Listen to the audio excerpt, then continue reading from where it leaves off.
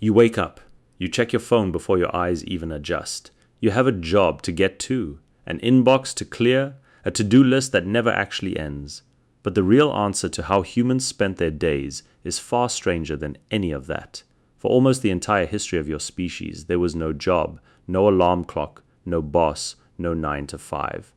And yet somehow, your ancestors survived, raised children, and passed their genes all the way down to you. So what were they actually doing with their time? Picture a small band of hunter-gatherers on the plains of southern Africa, maybe 20 or 30 people. The sun comes up, nobody rushes anywhere. There is no meeting to make. Anthropologist Richard Lee spent years living among the Juhunzi San of the Kalahari Desert, one of the last groups on Earth still living a version of this ancient rhythm. What he found broke almost every assumption people had about prehistoric life. He expected exhaustion. He expected people clawing for survival every waking hour, because that's the story you've been told. Early humans supposedly lived brutal, desperate lives, scraping together just enough food to not starve. But Lee's data told a different story. The adults he studied worked around 15 hours a week to meet their nutritional needs. 15 hours, that's less than 2 hours a day. Where did the rest of the time go? It went to rest. It went to conversation. It went to storytelling around a fire that could stretch for hours, weaving myth, gossip, and history into a single shared memory. Anthropologist Marshall Salins looked at data like this from multiple hunter-gatherer societies and coined a phrase that stunned economists everywhere. He called them the original affluent society, not affluent because they had more stuff, affluent because they wanted less and had enough time to enjoy what they had. Think about that for a second. Your ancestors may have had more leisure time than you do right now. That doesn't mean life was easy, death was always close, disease had no cure, a hunt could go wrong, a drought could empty a waterhole for 100 miles. But the day-to-day rhythm, the actual hours spent laboring, was nothing like the grinding routine that defines modern work. There was no job because there was no need for one. Food wasn't stored in a warehouse 3 states away. It was walking distance from camp, and when it wasn't, the whole group simply walked to where it was. So what filled the other 12 or 13 hours of a waking day?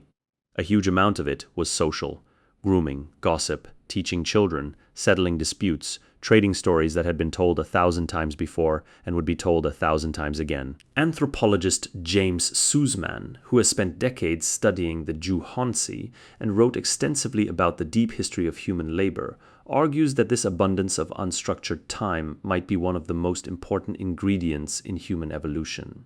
Boredom, in the modern sense, barely existed. There was always a conversation to have, a tool to fix, a child to watch, a story to hear again. And stories were not just entertainment. They were survival information disguised as culture, which plants were poisonous, which animals were dangerous in the dry season, where the water returns after the rains. All of it passed down not through textbooks, but through repetition, rhythm, and memory around a fire. There's another layer to this that most people never hear about. Salins didn't just look at hours worked. He looked at what enough even meant to these societies. In a market economy, enough is a moving target. There's always a bigger house, a better car, a higher title. Wants expand faster than resources ever can. But in a hunter-gatherer band, wants were few, and the environment, when it wasn't in drought, could usually meet them. Affluence wasn't about accumulation. It was about the gap between what you wanted and what you had. Close that gap, and you're rich no matter how little you own. That single idea quietly demolished a century of assumptions in economics and anthropology. Scarcity, the thing every modern job is built to fight against, wasn't the default condition of early human life. It was something that came later, often tied to the rise of farming, property, and the ability to hoard. Now here's where it gets stranger. Your body and brain were shaped by that world, not this one. The hunger for social connection you feel when you scroll through a group chat instead of working, that's old wiring. The restlessness you feel sitting at a desk for 8 straight hours. Your ancestors never sat still that long unless they were deliberately resting, and even then, rest usually meant lying in the shade surrounded by other people, not isolated in a cubicle. The modern job, the one that structures almost every hour of your waking life, is a genuinely new invention. Agriculture changed everything first, roughly 10 to 12,000 years ago. Once humans started farming, food had to be planted, tended, and harvested on a schedule set by the seasons, not by hunger. Suddenly labor stretched longer. Suddenly there was more to protect, which meant more to lose, which meant hierarchy, ownership, and eventually debt. Then came factories, then came clocks that didn't just tell time but enforced it. Historian E.P. Thompson traced how industrial society retrained human beings to think in minutes and hours instead of tasks and seasons. Before clocks ruled daily life, a task was done when it was finished. After clocks, a task was done when the bell rang, whether it was finished or not. Factory owners in the 18th and 19th centuries didn't just want labor. They wanted predictable, measurable labor, the kind you could plan a supply chain around. Workers who had spent generations tied to the rhythms of sunrise, sunset, and harvest were suddenly expected to arrive at a specific minute, stand at a specific station, and repeat a specific motion for a specific number of hours. Bells replaced birdsong as the signal that structured a day. Punch cards replaced the sun. Does that sound familiar? Your entire relationship with time, the guilt you feel when you're not being productive, the anxiety of an empty afternoon, none of that is ancient. It's recent, it's cultural. It was built piece by piece over the last few centuries, and it was built on top of a brain that spent nearly 200,000 years evolving for something completely different. So, if your ancestors weren't working 8-hour days, what were they optimizing for? Survival, obviously, but also connection. Belonging mattered as much as calories. A person cast out of the group in the ancient world didn't just lose companionship, they lost their odds of surviving the next season. Cooperation wasn't a nice bonus, it was the actual technology that let a physically weak, clawless, slow-running primate become the dominant species on the planet. That's the part that gets lost in the modern story of hustle and grind.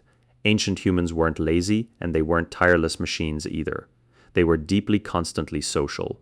The 15 hours of labor Richard Lee documented weren't spent in isolation. Hunting was often collaborative. Gathering was often communal. Even the labor itself doubled as bonding time. Compare that to a modern workday, where connection is often squeezed into a lunch break or a 5-minute chat by the coffee machine, sandwiched between hours of quiet individual output. It's not that modern work is evil. It's that it's alien to the social architecture your brain was built with. Children lived inside that architecture too, and their days looked nothing like a modern school schedule. There was no classroom, no bell dividing subjects into 40-minute blocks. A child learned by watching, by imitating, by being handed a small task alongside an adult doing the same task at full scale. Tracking an animal wasn't taught through a lecture.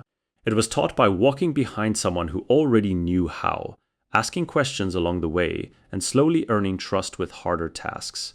Play and learning were barely separate categories. A game of throwing small stones at a target was also archery practice. A pretend hunt was also rehearsal for a real one. That kind of learning takes time, and it takes proximity to adults who aren't rushing off to somewhere else. It only works in a world where the adults themselves have hours of unstructured time to strip away the 15-hour workweek, and you also strip away the conditions that made this kind of teaching possible. There's a reason burnout feels like more than just tiredness. It can feel like disconnection, like isolation, like doing everything alone even when you're surrounded by coworkers. Your nervous system evolved expecting near constant contact, shared tasks, and shared rest. A schedule built entirely around individual output, measured in emails answered and quotas hit, is running on hardware designed for something else entirely. Even the concept of a weekend is barely a century old. Before industrial labor movements fought for it, a 2-day break from work simply didn't exist for most people. Your ancestors, meanwhile, never needed to fight for rest, because rest wasn't something granted to them by an employer. It was just built into the texture of the day, threaded between hunting, gathering, teaching, and talking. Nobody had to ask permission to stop. Compare that to how strange it feels even now to take a full day off without checking a single message. For many people, rest has become something you have to justify, almost apologize for. Your ancestors would have found that idea completely bizarre.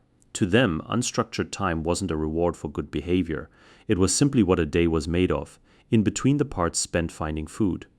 None of this means you should abandon your job and disappear into the desert. That world had its own brutal risks, and most of them killed people young, but understanding it changes how you might look at your own exhaustion.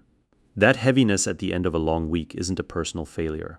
It's a mismatch between an ancient brain and a genuinely new invention.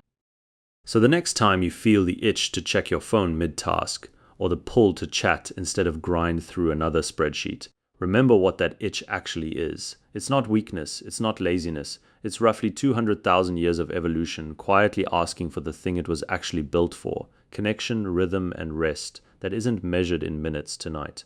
When you finally put your phone down and just talk to someone face to face, with nothing to accomplish and nowhere to be, you're doing something older than agriculture, older than money, older than the idea of a job itself. You're doing the thing your ancestors did for almost their entire existence.